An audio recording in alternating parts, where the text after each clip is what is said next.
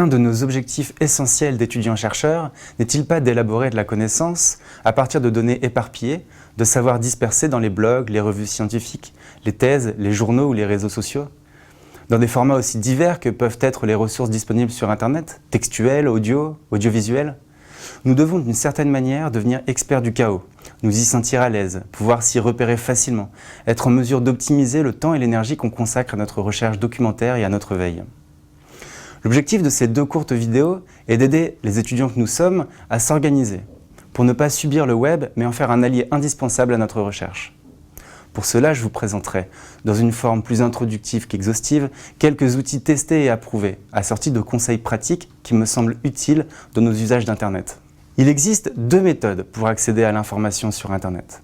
D'un côté, on peut aller vers l'information, c'est-à-dire utiliser un moteur de recherche ou taper directement l'adresse d'un site que l'on souhaite consulter. De l'autre, on peut faire en sorte que l'information vienne à nous, de manière plus ou moins automatisée. Les anglo-saxons nomment cette opposition pull versus push. Nous allons nous appuyer sur cette opposition pour présenter les méthodes et outils parmi lesquels vous ferez ensuite votre marché. Pour utiliser efficacement cette méthode, il faut être en mesure d'utiliser le moteur de recherche adapté et d'y écrire une requête efficace, de telle sorte que le moteur trouve les meilleurs résultats.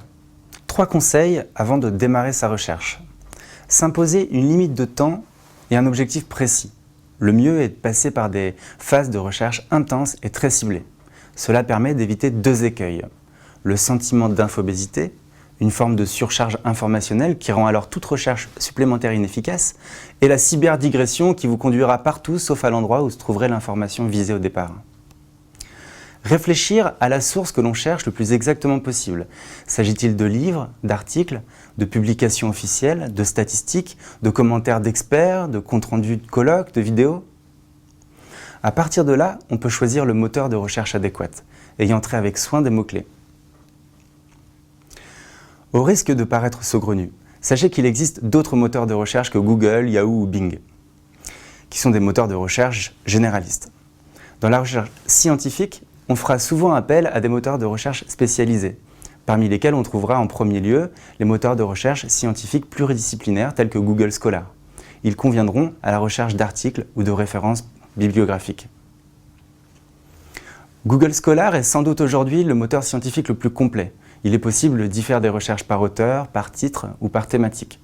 Des options supplémentaires permettent aussi de tirer les ficelles bibliographiques en accédant aux articles ayant cité une ressource donnée, par exemple. Un autre avantage certain est qu'il renvoie dès que possible aux versions gratuites des articles en PDF ou autre format. Il s'avère enfin très pratique pour citer un document dans le format souhaité. À titre indicatif, et selon l'article Wikipédia de Google Scholar, le moteur scientifique couvrirait 85% des parutions scientifiques en 2014. Si les études sont contradictoires sur la meilleure solution de recherche documentaire, on note que Google Scholar présente l'intérêt de faire évoluer sans cesse sa base de ressources, qui tend donc à être la plus exhaustive sur la toile. Un problème aussi souvent rencontré est celui de l'accès aux ressources non libérées. On perd parfois plusieurs heures à essayer de consulter un document payant vers lequel un moteur de recherche nous dirige. Heureusement, les universités desquelles nous dépendons sont souvent abonnées à un certain nombre de revues. Leurs articles sont alors consultables gratuitement. N'hésitez pas à vous renseigner sur ce point et à faire vos recherches à partir des ordinateurs de votre laboratoire ou depuis la bibliothèque universitaire. Il existe aussi des moteurs multi-ressources, portails scientifiques tels qu'Isidore du CNRS, science.gov ou worldwarscience.org ou encore HAL. Ces portails offrent des options de recherche et une ergonomie qui facilite le repérage des ressources. Il est encore possible de procéder à des recherches de thèses sur thèse.fr où on trouve toutes les thèses françaises ou sur Dart Europe, l'équivalent au niveau européen. Une fois le moteur de recherche déterminé, il faut encore y inscrire des mots-clés.